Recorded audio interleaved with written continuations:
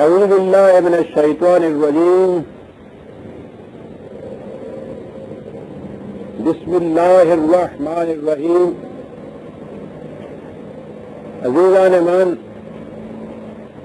آج جنوری 1971 کی 24 تاریخ ہے اور درس قرآن کریم کا آغاز سورہ النساء کی 144ویں آیت سے ہو رہا ہے، 4/144۔ پچھلے اتوار کو الیکشن کی پابندیوں کی وجہ سے درس کا ناغہ رہا۔ تجدید یادداشت کے لیے عرض کر دوں کہ بات منافقین کی چلی آ رہی تھی۔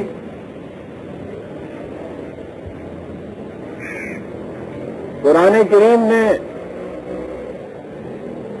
منافقین اور کفار کو یوں تو ایک ہی کیٹیگری میں رکھا ہے، لیکن جیسا کہ ذرا آگے چل کے ہمارے سامنے بات آئے گی، وہ منافقین کو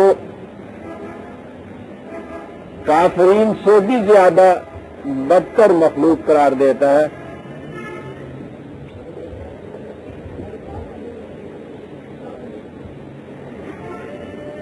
خدا کی طرف سے جو دین ملا ہے وہ انفرادی چیز نہیں، مذہب انفرادی ہوتا ہے۔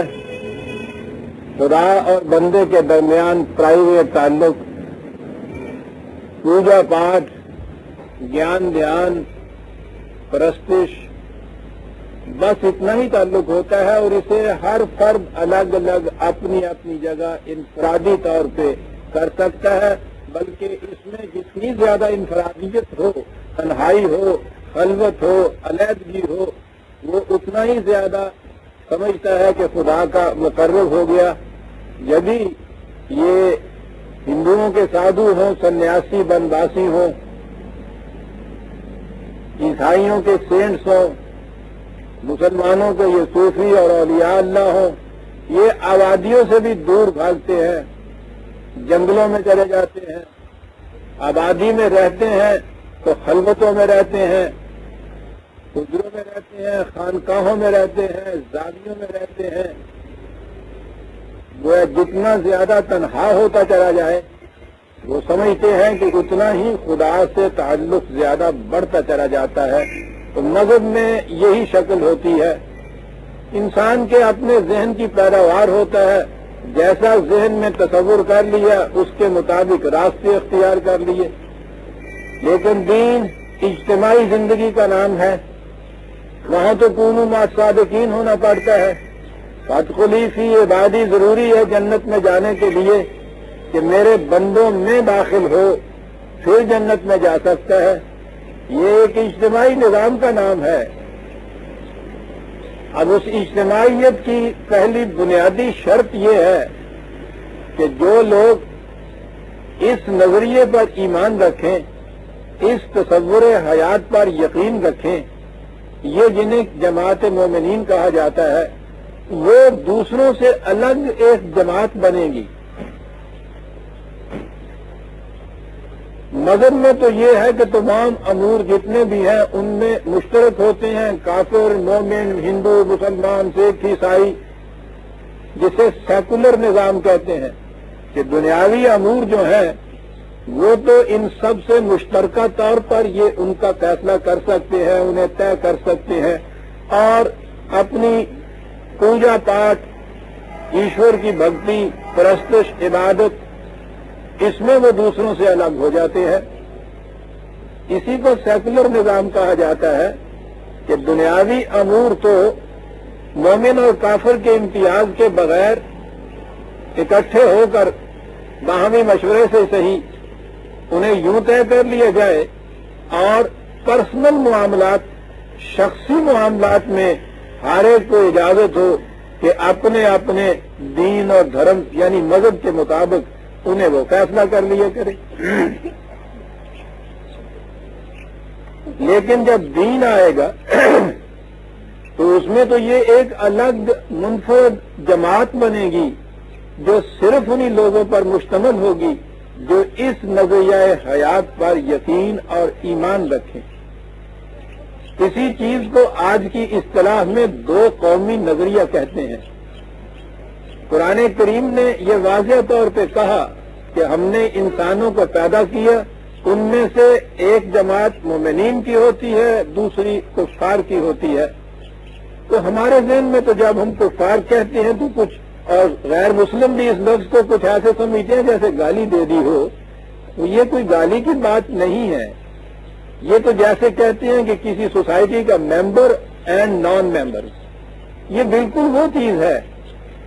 تو یہ ایک سوسائٹی ہے، کچھ اس کے ممبرز ہوتے ہیں اور دوسرے نان ممبرز ہوتے ہیں۔ اب ظاہر ہے کہ کوئی بھی سوسائٹی، کوئی انجمن، کوئی اجتماعیت بھی ایسا نہیں ہوتا کہ اس میں ممبرز اینڈ نان ممبرز وہ دونوں اکٹھے ہو جائیں اور آپ اس کو وہ سوسائٹی کہہ دیں۔ تو چھوٹی سی چھوٹی سوسائٹی بھی آپ کو بنانی ہوتی ہے، اس میں ممبرز اور نان ممبر میں فرق ہوتا ہے۔ سوسائٹی معاف رکھیے، نان ممبر شامل ہی نہیں ہو سکتے۔ دین کی بنیادوں کے اوپر ایک سوسائٹی بنتی ہے۔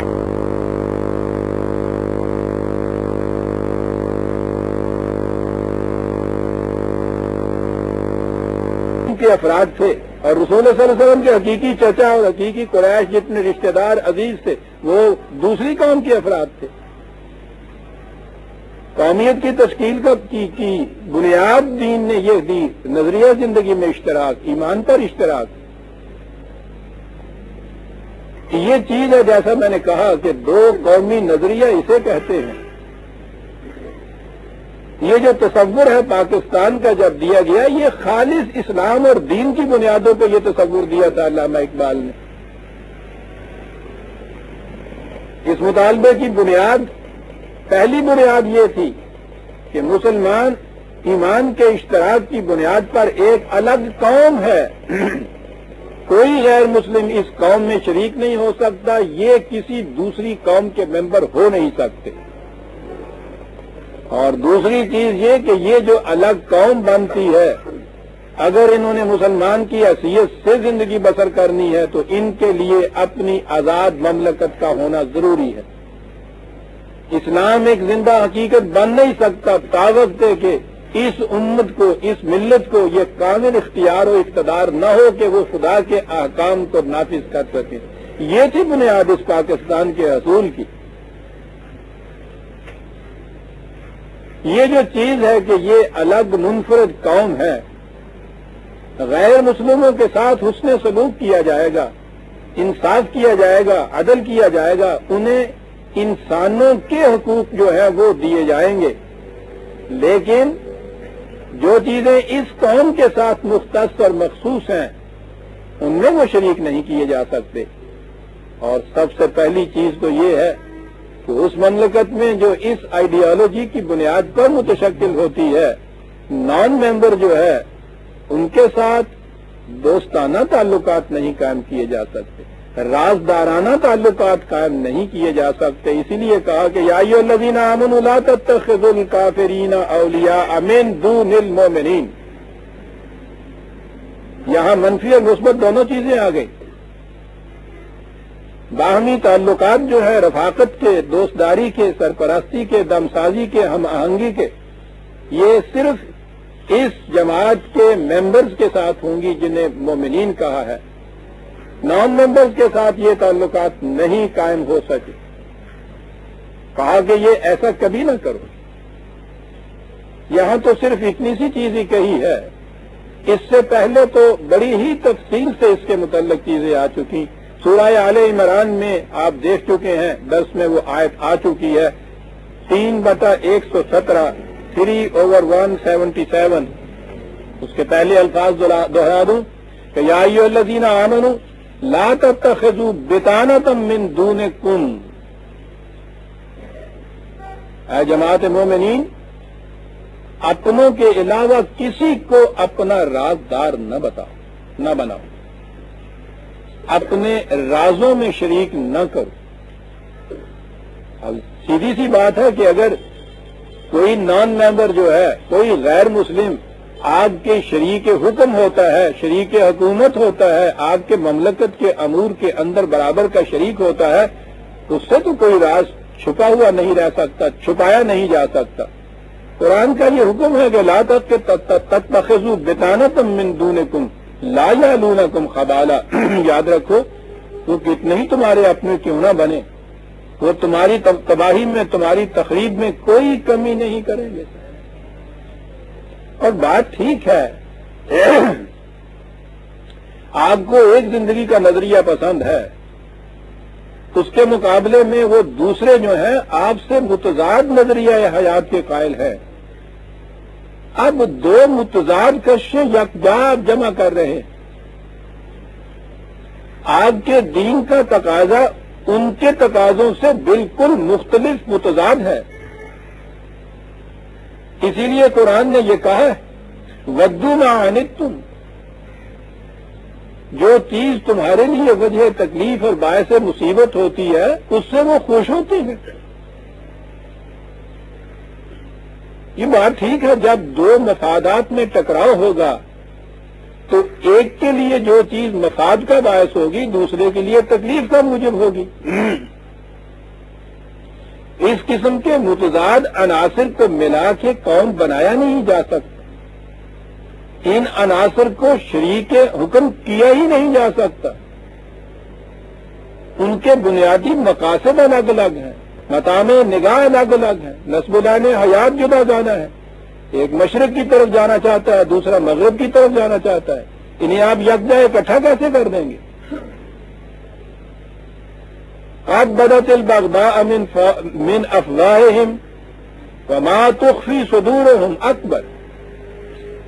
کہا ان کی کیفیت یہ ہوتی ہے کہ کبھی کبھی تو بے ساختگی کے عالم میں ان کے منہ سے وہ باتیں نکل جاتی ہیں جس سے تمہیں اندازہ ہوتا ہے کہ یہ کیسے دشمن ہے، لیکن جو کچھ تمہارے خلاف یہ دلوں میں چھپا کے رکھتے ہیں تمہیں ان کا پتہ ہی نہیں ہوتا.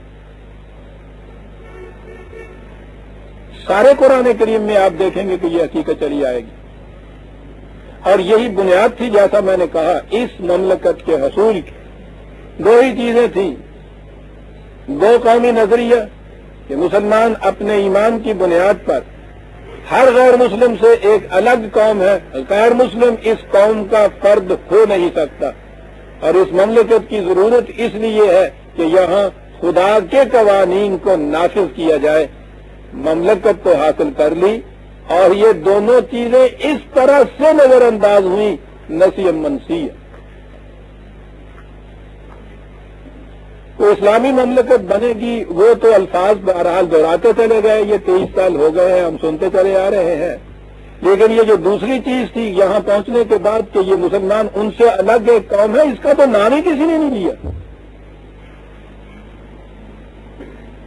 یہ جو اتنے بڑے مدعی بنے پھرتے ہیں اقامت دین کے، انہوں نے بھی اس 23 سال میں کبھی یہ نہیں کیا، اپنے ہاں یہ نہیں رکھا کہ یہ شرط ہے یہاں کی کہ غیر مسلم مسلم قوم کا فرد نہیں ہو سکتا.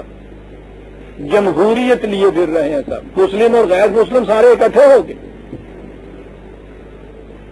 بلکہ انہوں نے تو یہ کہہ دیا تھا کہ وہ پچھلے الیکشن کے دوران کہ ہم ایک ہندو کو ترجیح دیں گے مسلم لیگ کے کسی ممبر کے مقابلے. اسلامی مملکت بنانے کے دعوے دار، اور جو اس کے مدعی نہیں تھے بہرحال نام تو وہ بھی یہ لیتے تھے. تو جتنے آپ کے ہاں پہلے یہ آئین بنے ہیں کسی میں یہ بنیادی شرط نہیں تھی کہ یہاں قوم جو ہے پاکستان کے اندر وہ مسلمان کی ہے، نان مسلم اس قوم کے افراد نہیں ہیں. یہ آپ کو معلوم ہے یہ جو آئے دن کفر کے فتوے لگتے رہتے ہیں، آج تو وہ مذاق بن کے رہ گئے ہیں، ان کا کوئی عملی مفہوم ہی نہیں رہ گیا.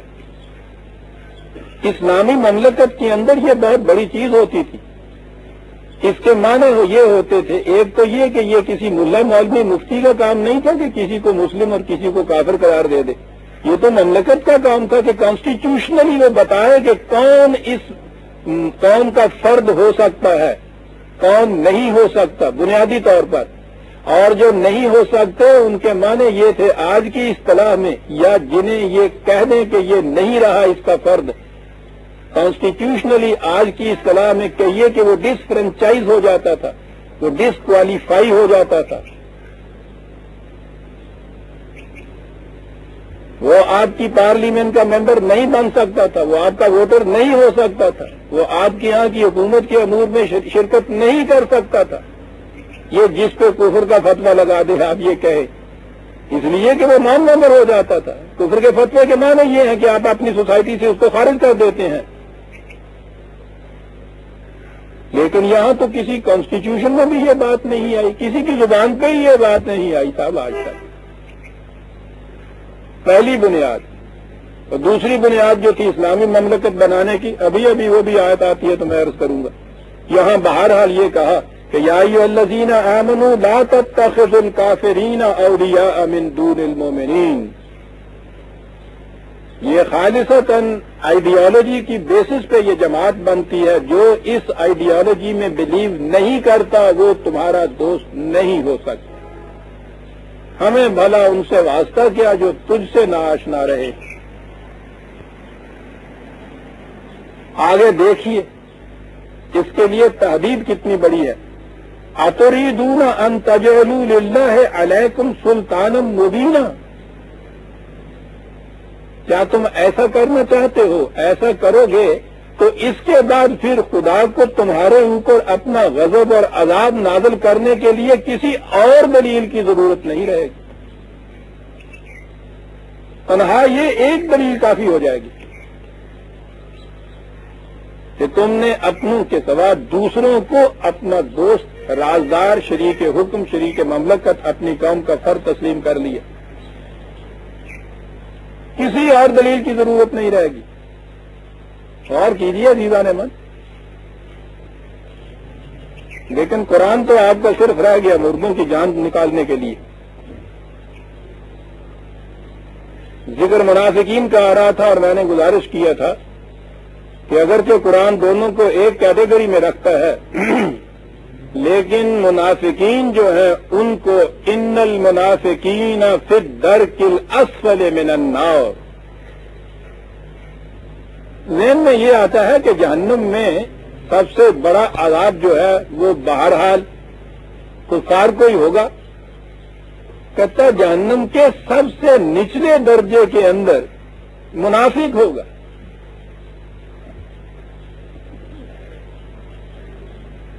غور فرمائیے، آج تو یہ بات سمجھ میں نہیں آتی، اس لیے کہ ہمیں یہی پتہ نہیں مومن کون ہوتا ہے تو منافق کا کیا پتہ چلے، اور ابھی ابھی یہ بات سامنے آ جائے گی کہ یہاں مومن ہے کون۔ قرآن نے کہا یہ تھا کہ وَمِنَ النَّاسِ مَن يَقُولُ آمَنَّا بِاللَّهِ وَبِالْيَوْمِ الْآخِرِ وَمَا هُمْ بِمُؤْمِنِينَ، یہ تھی منافق کی ڈیفینیشن قرآن کی روح سے، کہ وہ لوگ جب ان سے پوچھئے کہ صاحب کون ہے، وہ کہے الحمدللہ مسلمان ہوں صاحب۔ نہیں یقول، کبھی اس سے انکار نہیں کریں گے کہ نہیں صاحب میں مسلمان نہیں ہوں۔ سوچئے تو صحیح، ہم میں سے کوئی بھی کبھی بھی یہ انکار کرتا ہے، یہ کہتا ہے کہ میں مسلمان نہیں ہوں؟ کیفیت یہ ہو چکی ہے، وہ لوگ یہاں موجود ہیں ہمارے سامنے جو تنہائیوں میں بیٹھے ہوئے یہ کہتے ہیں کہ صاحب یہ کیا خدا، کیا رسول، کیا ایمان، کیا کہہ رہے ہیں آپ، بالکل نہیں مانتے، وہ ایتھیسٹ ہیں، دہریے ہیں، اور اتنا ہی نہیں مذاق اڑاتے ہیں ان چیزوں کا۔ لیکن جب بھی مردم شماری کے رجسٹر والا آتا ہے مسلمانوں کے کالم میں نام لگاتے ہیں، کسی جگہ باہر ان سے پوچھ لیجئے، کبھی نہیں کہیں گے کہ ہم مسلمان نہیں۔ منافق میں جرأت نہیں رہتی۔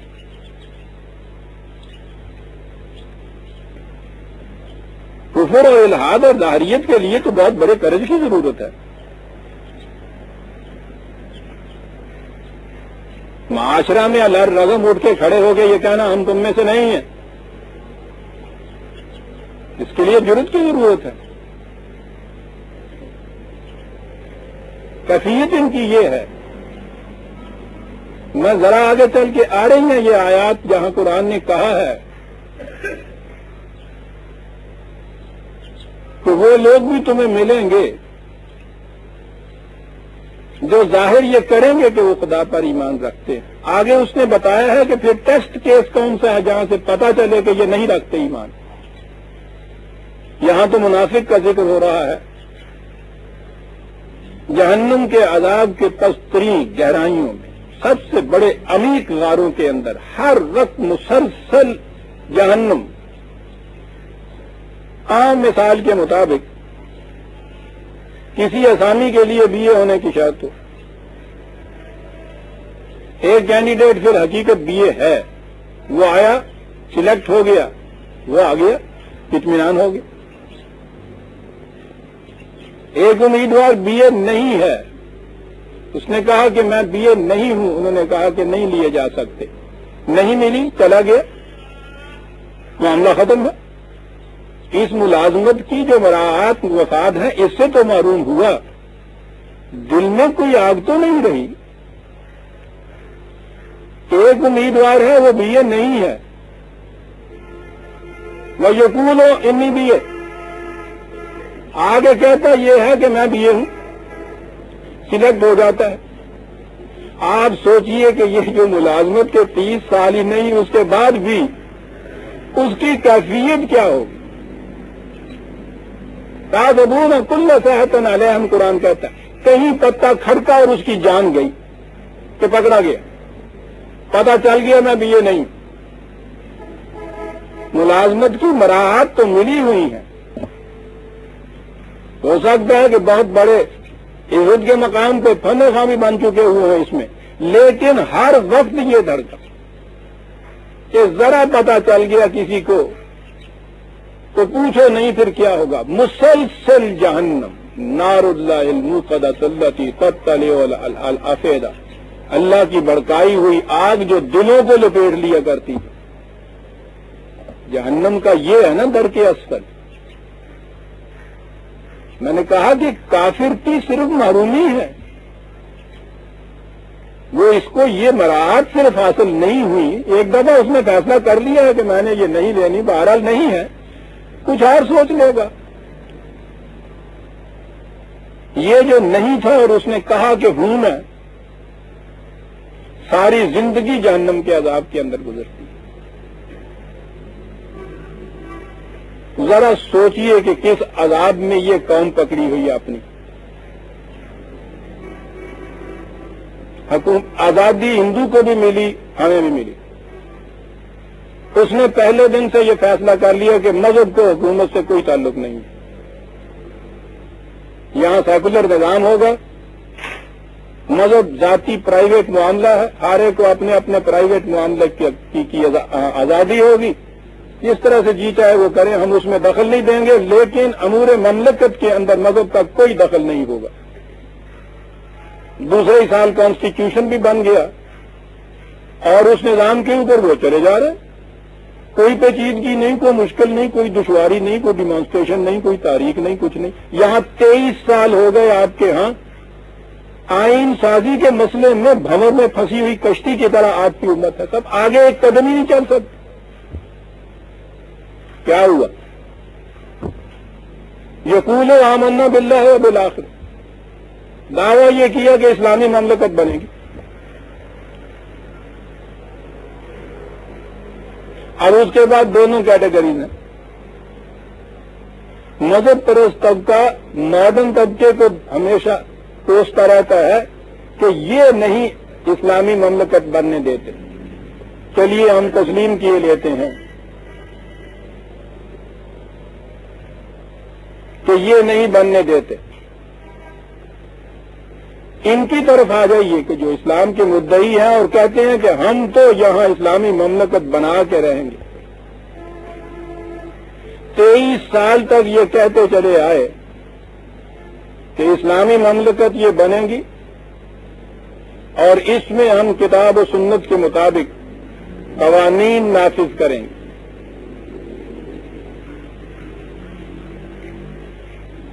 کچھ تو وہ تھے کہ جنہیں پتہ ہی نہیں تھا کہ ہم کیا کہہ رہے ہیں.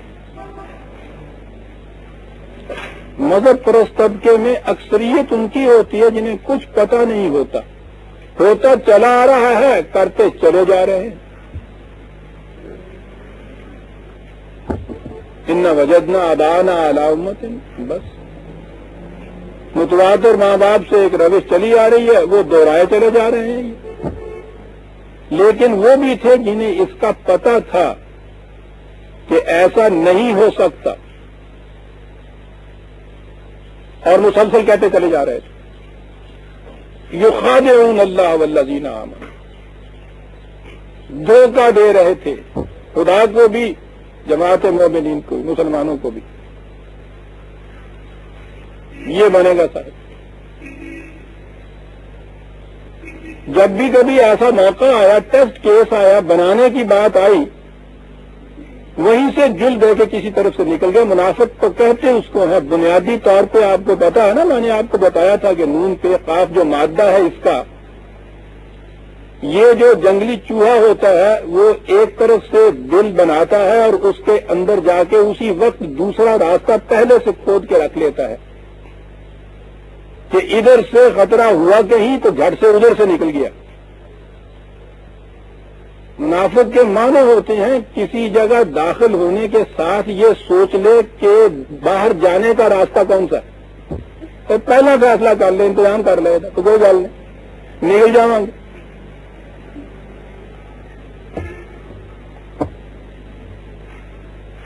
یہ جو مدعی بنے پھر رہے تھے نا ان چیزوں کے، انہوں نے پہلے سوچ رکھا تھا نکلنے کا راستہ کیا ہے۔ اب جو وقت آیا، ٹیسٹ کیس آیا کہ صاحب اب نئے آئین بننے والے ہیں اور اب تو کوئی چیز راستے کی نہیں ہے، نہ کوئی ڈکٹیٹر ہے، نہ کوئی آمر ہے، نہ کوئی اس قسم کے لوگ ہیں، جمہوریت کی بنا پہ تم نے خود حکومت بنائی، آؤ اب اسلامی قوانین بناؤ۔ تو یہاں پہنچنے کے بعد اس کا اعتراف کرنا پڑا کہ نہیں صاحب، کتاب و سنت کی بنیادوں پہ تو نہیں بن سکتا۔ ارے کیا کہہ رہے ہیں آپ؟ 23 سال تک تو تم نے یہ دعائی دے رکھی کہ جی نہیں بن تو نہیں سکتا، تو پھر کیا ہوگا کہ صاحب فقہ حنفی راج کر لیجیے۔ معلوم تھا کہ جو غیر حنفی لوگ ہیں وہ اس کو ایکسپٹ نہیں کریں گے۔ آپ نے کبھی غور کیا ان چیزوں کے اوپر، یہ کیا ہو رہا ہے یہاں؟ یہ یہاں بننے نہیں دینا چاہتے اسلامی، اور وہ اس لیے کہ اس میں مذہبی پیشوائیت باقی نہیں رہتی۔ تو کون ایسا ہے جو اپنا کاروبار بند کرا دے گا؟ آپ غور کیجیے کیا چیز ہوئی کہ صاحب کوئی نہیں، اکثریت یہاں حنفیوں کی ہے، فقہ حنفی راج کر دی جائے گی۔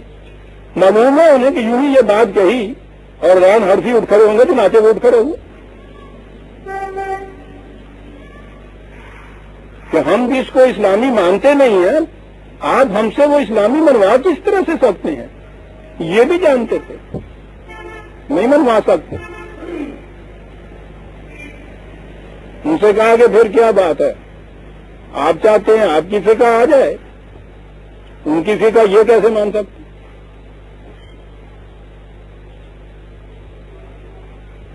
آپ غور کیجیے کس مقام پہ کھڑا کیا ہوا ہے۔ اب یہ تیسرا جو آئین آپ کے ہاں زیر تشکیل ہے، اس میں پہلا ایشو یہ آنا ہے نا، اب اگر کوئی یہ مان آئے تو سارے ملک میں آگ لگا دی جائے کہ مملکت کو اسلامی بننا ہے، ہم نے اسے اسی چیز کے لیے حاصل کیا تھا، ہم نے حاصل کیا تھا، جو سب سے زیادہ مخالفت کر رہے تھے، اسی مقصد کے لیے حاصل کیا تھا ہم نے کہ اسلامی بنے۔ بالکل ٹھیک ہے، حاصل ہی اس لیے کیا گیا تھا، اس لیے وہ چیز ہوئی ہے۔ اور اگر وہ اس کو رکھ لے، کیا رکھیں گے اس کے بعد؟ غور کیجیے عزیزان من، یہ در کے اسفل کتنا بڑا ہے، یہ ایک قدم آگے نہیں چل سکتے، آپ چلنے نہیں دیں گے۔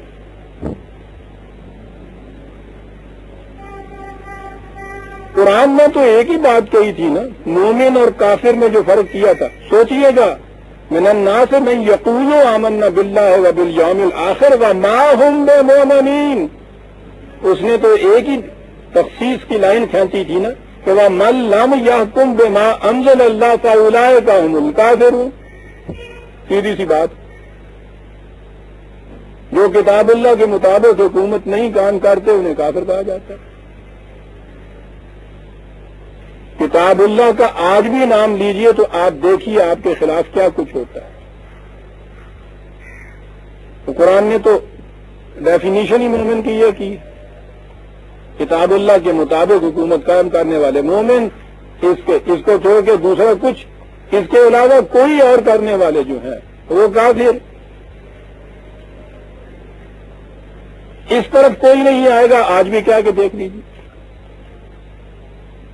کبھی نہیں آنے دیں گے.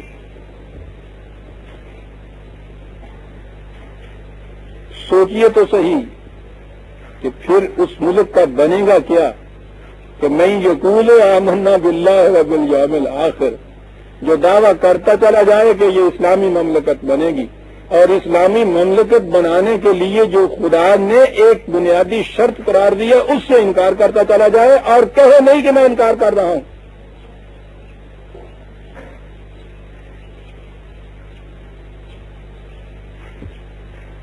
کتاب اللہ، قرآن، ما انزل اللہ، زبانوں پہ ان کے آپ ہر وقت آپ دیکھ لیے من یقول کہہ چلے جائیں گے ما ہم بمؤمنین.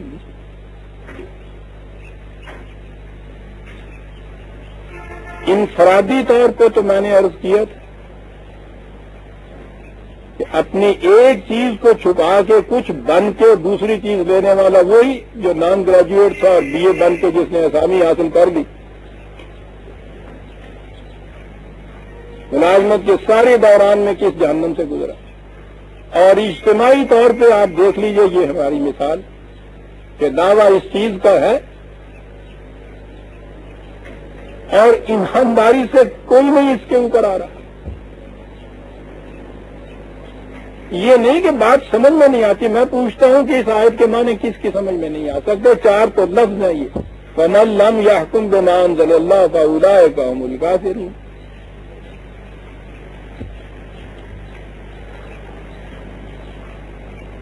نتیجہ یہ ہے کہ پوری قوم بگولے کے رقص کی طرح پڑی تھی. کسی کی سمجھ میں نہیں آ رہا کہ کیا کیا جائے. اس مشکل کے اندر پھنسی. غالب کے الفاظ میں کہ ہے دل پر حسرت غالب طلسم پیچ و تاب، رحم کر اپنی تمنا پر کہ کس مشکل میں ہے. ان المنافقین فی الدرک الاسفل من النار ولن تجد لهم نصیرا. اپنی یہ حالت اور یاد رکھو، جو بھی کسی اپنے قول و عمل میں مخلص نہیں ہے تو دنیا میں کوئی اس کا مددگار نہیں ہوا کرتا. کیا بات کیا ہے. بیکاری کی طرح خراب کے ٹکڑے تو تمہاری جھولیوں میں ڈال دیں گے کوئی، وہ بھی اپنے مقاصد کی خاطر.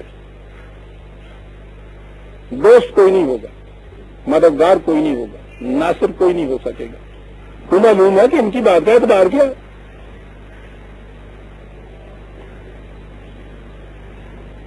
نہرو جیسے کافر نے یہ بات لوٹا کے کہہ دی تھی جب کہا تھا وہ جو آئے دن آپ کے یہاں بدلا کرتی تھی حکومتیں، اس سے کہا تھا کہ جا کے ٹریٹی کرو، تو اس نے کہا تھا کہ کس کے ساتھ ٹریٹی کروں. پتا کیا جس سے آج ٹریٹی کروں وہ کل کہاں ہو.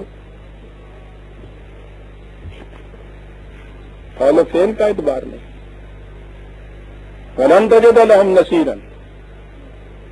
کون ہو سکتے ہیں؟ آپ نے سنی عزیزان من، چار ٹکڑوں میں بات کی. الذین تابوا، پہلی چیز تو یہ اس دوراہے سے جو غلط قدم اٹھایا تھا تم نے، وہاں لوٹ کے آؤ واپس. اسی راہ کے اوپر چلتے چلے جائے گا، منزل سے ہر قدم تمہیں منزل سے دور لے جاتا جائے گا. واپس جاؤ اس دوراہے کے اوپر جہاں سے غلط قدم اٹھایا تھا. تابا، کہو، تسلیم کرو اس بات کو کہ من لم یحکم بما انزل اللہ فاولئک هم الکافرون. یہی ہے بنیاد افتاب آ گئے وہاں، کیا اس دوراہے پہ واپس آنے سے منزل تک پہنچ جاؤ گے؟ یہ کہہ کہ صاحب وہ 4 گھنٹے کا سفر تھا، 4 گھنٹے تو ہم نے چل لیے، بلکہ ہم نے تو 8 گھنٹے چل لیے، واپس بھی تو آئے ہیں. پتا نہیں. یہ تو تلافی صرف ہوئی اس غلطی کی جو تم نے کی تھی. بات اب یہاں سے شروع ہوئی واصلہ ہوئی. اب صحیح سمت کی طرف قدم اٹھاؤ. قدم اٹھاؤ تو پھر اس نفاق سے نہیں. تؤمنون ببعض الکتاب وتکفرون ببعض، کہ ان میں سے جو چیزیں اپنے مفید مطلب ہوئی وہ لے لیا اور دوسری چیزوں کو چھوڑ دیا. واعتصموا باللہ،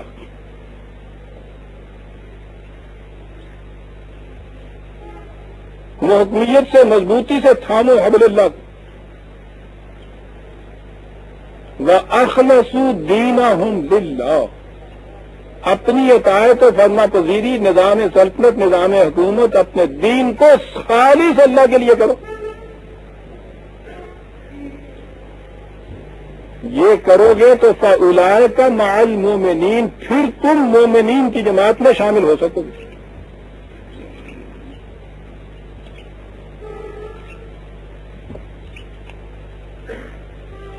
اور جب یہ ہوگا کہ وَسَوْفَ يُؤْتِ اللَّهُ الْمُؤْمِنِينَ أَجْرًا عَظِيمًا، پھر تم دیکھو گے سوفا. کوئی لمبی تاریخ یہاں نہیں پڑے گی کہ عاقبت میں جا کے تمہیں کچھ ملے گا. تم دیکھو گے اس کے بعد فوراً کہ اس کا کتنا بڑا عظیم اجر ملتا ہے. یہ جو کس عذاب میں تم مبتلا ہو اور اس کے لیے پھر تمہیں یہ افیون پلا دی جاتی ہے کہ وَيُعَذِّبُ مَن يَشَاءُ وَيَغْفِرُ لِمَن يَشَاءُ، کہ اللہ جسے چاہتا ہے عذاب دیتا ہے، جسے چاہتا ہے مغفرت کر لیتا ہے. پھر یہ بات ہو جاتے ہیں کہ صاحب یہ تو اللہ کی شان ہے، جسے چاہے عذاب دے دے، جسے چاہے مغفرت کر دے. اوتے کی پرواہ، وہ جو سنایا کرتا ہوں میں شعر، اوتے بے پرواہیاں ہڑ لے عملہ والیاں نوں چھڑ دے اوگن ہار نوں. مستقل طور پر، ابدی طور پر ستھری بادشاہی. یہاں پہنچنے کے بعد یہ چیز کہ قوم اگر ذلت اور عذاب کے اندر ہے تو اس میں کسی کا بس نہیں ہے بھائی. یہ تو یہ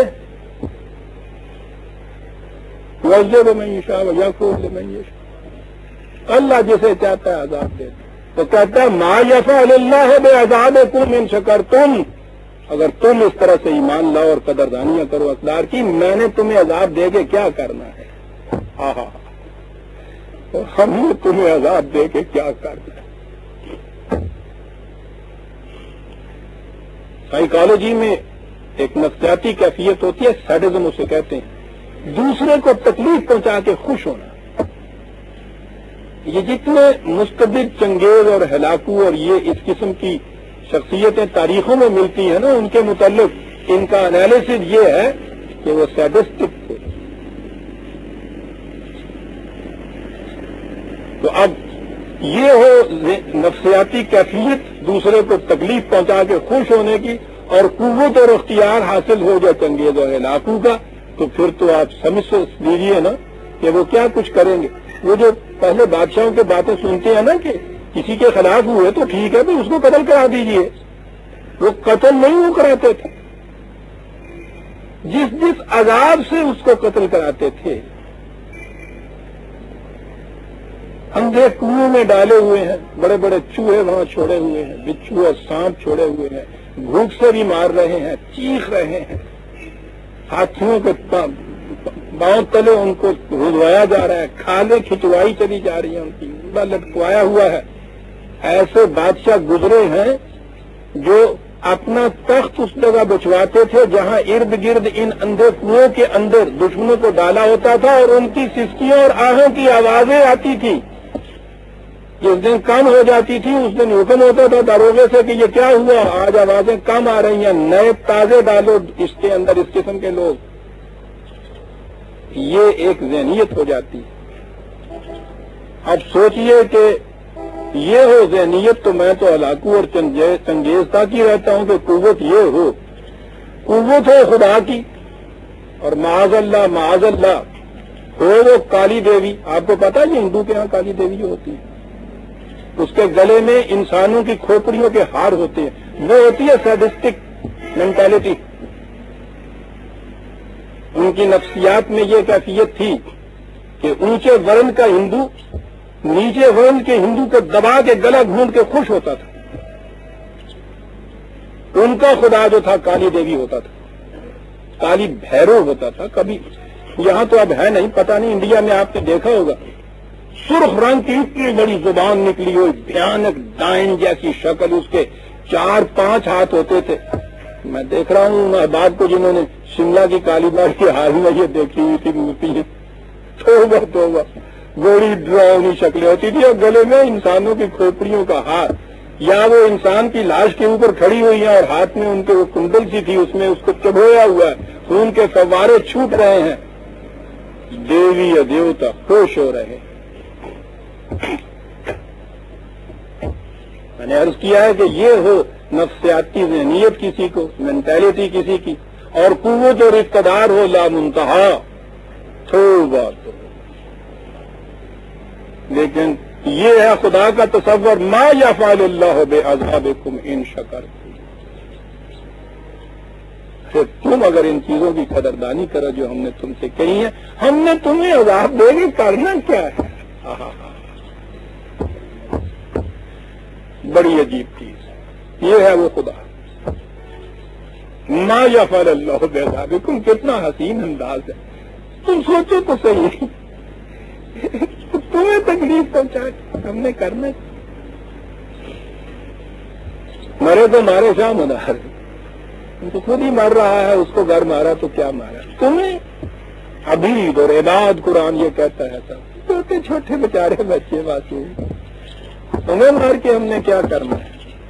ان شکرتم وآمنتم، صحیح اقدار حیات پہ ایمان لاؤ، بھرپور کوششیں اس کے لیے کرو. وکان اللہ شاکرن علیما، تم شکر گزار بنو، ہم شاکر بنیں گے تمہارے. کیا بات ہے. اب آگے بات آئی، منافقین کا ذکر آ رہا تھا.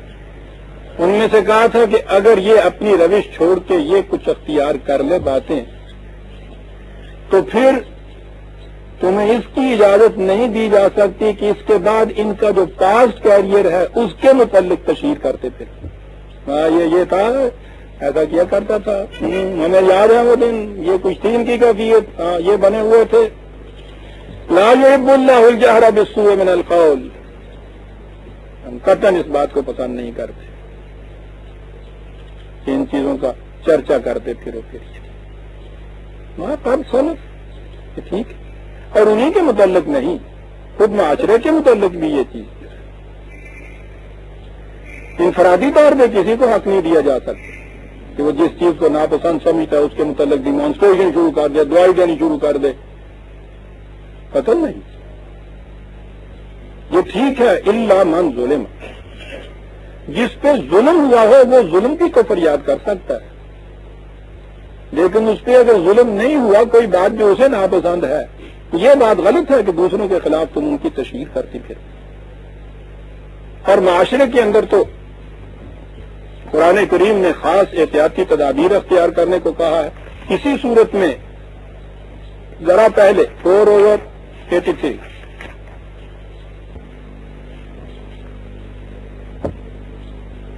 کہا کہ وَإِذَا جَاءَهُمْ أَمْرٌ مِّنَ الْأَمْنِ أَوِ الْخَوْفِ أَذَاعُوا بِهِ. تو ان کی کیفیت یہ ہے معاشرے میں فتنہ پردازوں کی، جن کا مقصد اور منصب یہ رہ جاتا ہے کہ کسی طرح خلفشار پیدا کرتے چلے جائے، انتشار پیدا کرتے چلے جائے، فساد برپا کرنے دیں، سکون سے نہ کسی کو بیٹھنے دیں، چین سے کسی کو نہ بیٹھنے دیں معاشرے میں. جن کا مقصد یہ ہوتا ہے، ان کی کیفیت یہ ہے کہ جو ہی کوئی بات کہیں کسی طرح سے یہ پہنچی اور یہ انہوں نے دعائی دینی شروع کر دی.